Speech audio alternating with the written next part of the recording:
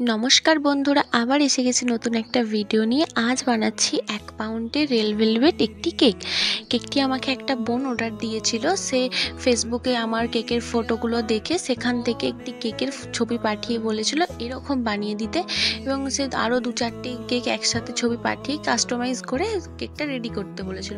আর কেকটা ছিল রেড ভেলভেটের। তো সে যেরকম বলেছিল আমি ঠিক সেরকমই করলাম। ফার্স্টে ক্রাম কোটিং করে নিলাম, এবার আর একটা স্ক্র্যাপার দিয়ে কেকের গাটা ফিনিশিং আনলাম। এরপর কেকের ওপরটা প্যালেট নাইফ দিয়ে ওপরটা স্মুথ করে নিলাম।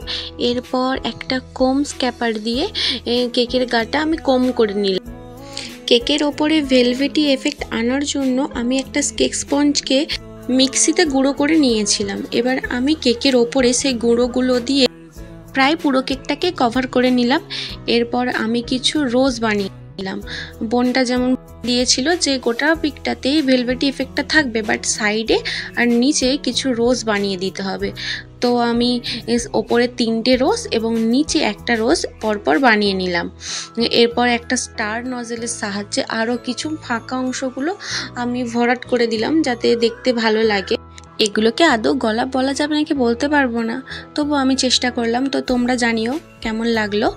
এরপর আমি কিছু সুগার বলও দিয়ে দিয়েছিলাম, আর বোনটা লিখে দিতে বলেছিল সেটাও লিখে দিয়েছিলাম, বাট ওটা শ্যুট নেওয়া হয়নি, তাই ওগুলো শেয়ার করতে পারলাম না।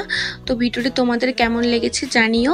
ভিডিওটি ভালো লাগলে লাইক করো, কমেন্ট করো, আর চ্যানেল নতুন হলে সাবস্ক্রাইব বাটনটা প্রেস করে পাশে থেকো। Thank you.